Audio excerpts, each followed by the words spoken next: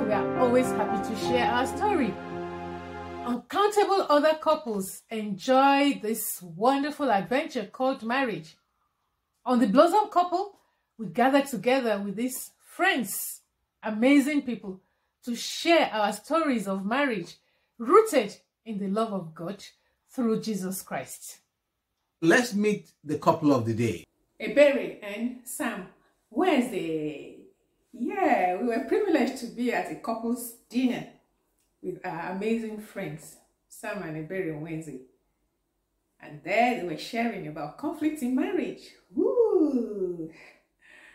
I was flooding with their own personal examples. We thought we'd share this with you. And we hope that you in turn will share it with as many people in your connection as you know it will be a blessing to. Thank you for coming to Blossom Couple today. So we have to be able to understand that the devil has an agenda to kill, to steal, and to destroy, and our marriages are included in that. When you know that, then you have to now begin to ask yourself, in what ways does the devil seek to come after our marriage? If you're not aware of that, that's the number one victory you're going to have. So what we want to do is to look at those triggers she talked about. What are the triggers? In what areas are we attacked? Are we under attack? Her life didn't start when she met me. And my own did not start when I met her. She had fun, she's an academic, she has ideas, so the challenge is, how then do we manage to stay together? Because I am kind of an I too know person, I too know. And she has a lot of knowledge. And now we find ourselves having to find a way to stay together as a couple. How does that work? Okay. When we talk about personality differences, they are not things that are negative. It's just that we are different. I don't want to be another person. I am me, and he is him. But of course, there are so many things, or many things, that I would say probably I don't like those things. I wouldn't, if it's me as a person, I wouldn't have those things inside of me. But he has them. But I am married to him. For example, my husband is a last-minute person, okay? But he will do that thing. But that thing will get to almost the deadline for it to be done. I am not that kind of person. So if we have to do something together, I'm the person that is always saying, can we do this? Can we do this? Can we plan this? Can we plan this? But he knows that it's going to happen. But I don't know that it's going to happen. Because I am looking at probably we need to travel. We need to buy the ticket. Are we going to this place really? He said, yes, of course we are going. So when are we going to sit down and look for the ticket and buy it and all of that? So I'm that kind of person. So it makes it look like I am the warrior. But I'm the person that wants something to be planned. He is not that kind of person. So how do we reconcile that?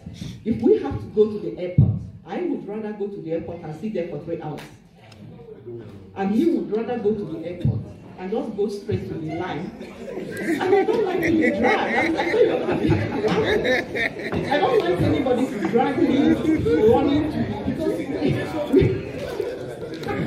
because we don't have to do that. You understand? We don't have to do that. Because we can go to the airport and sit down and relax. But it's more personality. The house is more comfortable than airport. That is a personality.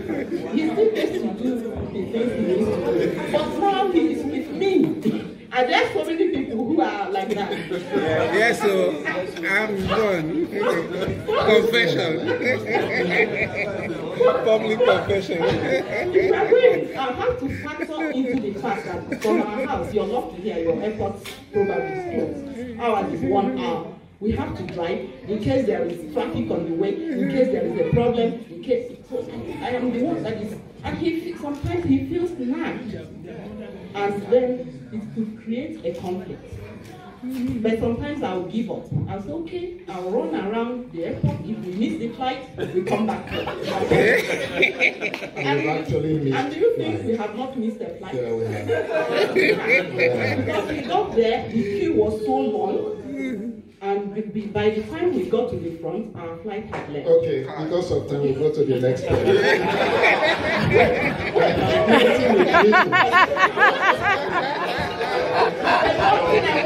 I want to say about resolving that conflict. Like when that flight left, we decided to come back. His head fell to his chest. And I knew that he was going to blame himself. He was going to beat himself up. I didn't say anything. On our way back somewhere, I said, you know, we can still go on that trip. He said, what about the money? I said, we will buy the ticket. And when we go, because I know it will be difficult for him to forgive himself.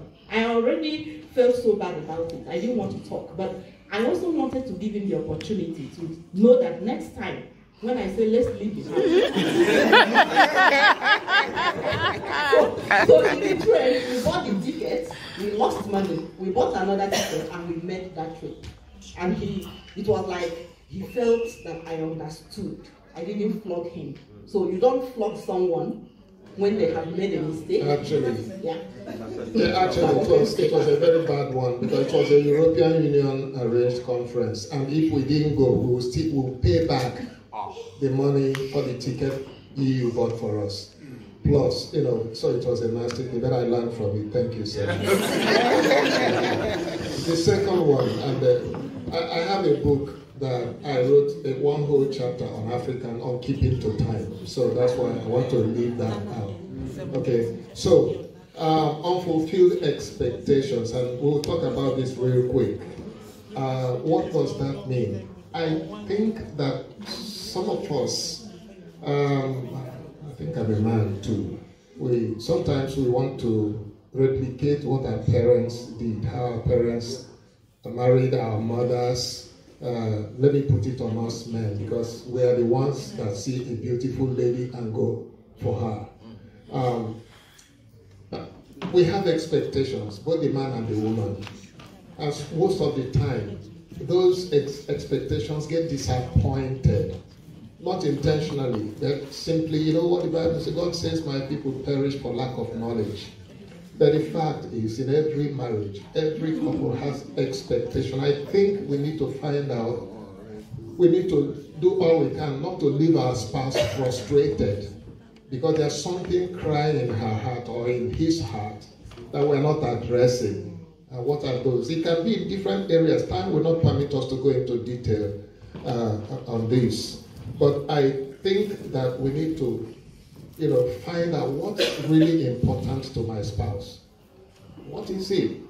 And you can talk more about that just briefly so that we can at least drop the points. I'm looking at the time really. So, yeah, you can. There are some expectations that people have of each other that are probably unrealistic because of the place we live in. Like, I love when Brother Oma and Sister Bisola were talking. They said we are in a foreign land where and everyone here, we had some issues, some things from our background, the way things were done, the place we are coming from. And then people come here and they still want to do things that way. And you still expect those things. I'll give you examples because I said we're going to talk about some things practical. A lot of the things that we have to settle about were household chores. People move here and expectations, especially on the part of the men, they feel that the woman should be able to cook, should be able to clean the house, should be able to do this, do all the shopping and everything. But it wouldn't happen. It's unrealistic. The reason is because if you were coming from Nigeria, most of us live with people. We live with maybe house helps. We live with cousins and relations that helped us do one thing or the other. In my church, when we are inviting people home, we tell them, when we go home, you will sit down while I cook. Because I don't have anybody I could call to say, please, before I come home, boil the rice, warm the soup, warm the stew. If there's nobody, we do all those things together. So if you have that kind of expectation that probably this is what my wife should do, or you have that kind of expectation, this is what my husband should do, this is the role of the man, this is the role of the woman, you might be disappointed. There are so many things that probably when I'm coming back from work and I am tired. Issue of hygiene. Some spouses just can't stand the way their spouses keep themselves. This is one area most people are too shy to think about, because you don't want to tell me that my armpit is smelling. You don't want to tell me that I have body odor, so you try to endure. Don't endure. All right? It can be a silent cause of conflict. We must say these things out. Not when it will irritate your spouse, but when you are in a lighter mood, when you can tell your spouse that he or she will not misunderstand you. There is a book I can recommend, Honoring the Body. Honoring the Body. You can read it. We need to take care of this temple that is housing the Spirit of God. Money. People fight a lot about money. And most times we try to find out what works for couples. You know, the ideal thing is for people to have common accounts where they put everything and spend from. But can we be honest to say that sometimes it doesn't work? So we have talked to people that their major source of conflict is because they have a common bank account and they don't have the same values. So one person is putting money in that account and the other person is spending it on things they did not agree on. I'll give you an example. If I like to have something that is probably, I am so sensitive, I love to wear designer things, and maybe one pair of shoes will cost £300. And my spouse doesn't mind wearing shoes that cost £50. There is going to be conflict if we have a joint account and I buy a pair of shoes of £300 and he can do with £50. It's not that £50 shoe is not okay, but it's just that I have that taste. So for people to have joint accounts, they have to have the same values. They have to discuss what they are going to do with the money. Not because it will always be a source of conflict. If one person is outspending from that account, it's going to be a source of conflict. What do we advise those who are not able to come to that agreement that this is what we are going to spend our money on? You can have separate accounts, then have a joint account for spending within the family. Now, sometimes also, because of circumstances within the societies we live, it's difficult to have a joint account. I'll give you an example. A couple, they had a joint account, and the man was supposed to be paying a certain percentage of the loan that he had. But immediately they saw that money, that, for example, you were supposed to be paying back £500 every month. They saw a lot of money in their account, which the wife has already paid in, and that's a joint account. The increase depending to £1,500. The family cannot sustain that every month. But because they saw that money, and the account is in the man's name, so sometimes it might not be convenient. But the bottom line is that the money that both of you have, whether you have it as a joint account, whether you have it in separate accounts for some reasons, is still your money. I tell my husband all the time, I say, I got your back. And I know he got my back whenever it comes to expenses. Now, you also have to have someone who is able to make a budget within the family. Not just going to the ATM. Maybe he didn't want me to talk so much about money. Our church is in front of a shop. I said no, that is no in Sweden. Our church is in front of a shopping mall. And we have an ATM machine. Okay. So when people come and say, oh, we don't have this, he takes them and goes to the shop and he withdraws money from his account. So he keeps withdrawing. He's not checking whether there is money there or not. Then one day he goes to buy something in the shop and there is no money. He calls me, he says there is no money. I said, what do you mean? How can you be spending money? You don't know whether your money has finished or it has not finished. So I am the one that is able to make the budget, and he knows that we have that money and we are able to do bulk things. Then he is the one that is always buying the things we need in the shop. Okay, I think Tinubu might consider you for Minister of the Budget and Planning. Okay. Praise God. we just have to run now. Please, let me just round up by saying this. Okay. We needed to talk about intellectual differences. We live in an intellectual society.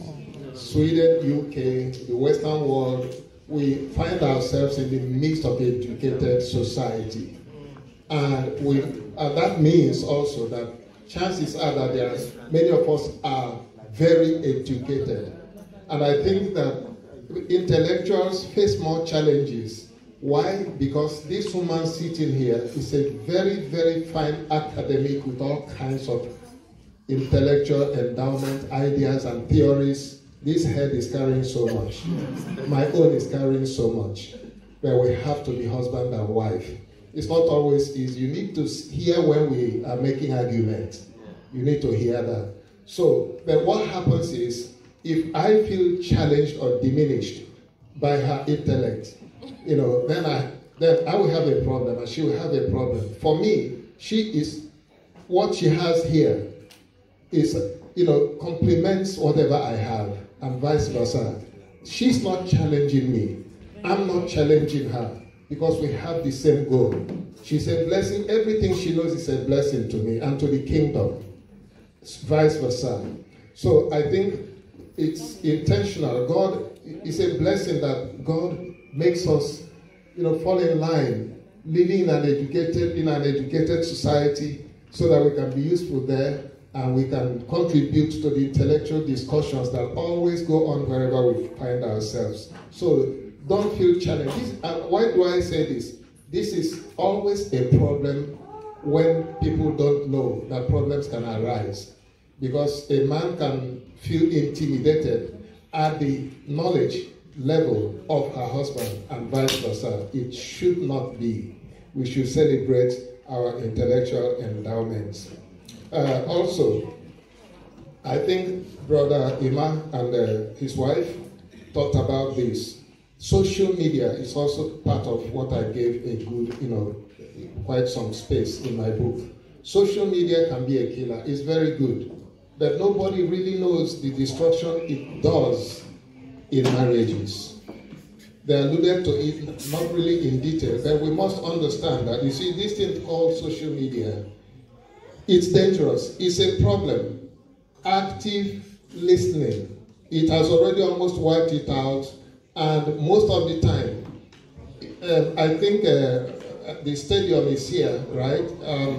Newcastle Stadium. I don't know how many football lovers. When you are watching and they are playing, you are tuned off from whatever your spouse is saying. When your spouse is on Facebook, she is tuned off from whatever you are saying. WhatsApp is a problem. Instagram is a problem. So they are finding us. They are multiplying these things. We must be careful. Not that I don't read news, but I'm struggling to diminish it when I am with her. Because the news will always be there, and they are not being written for me.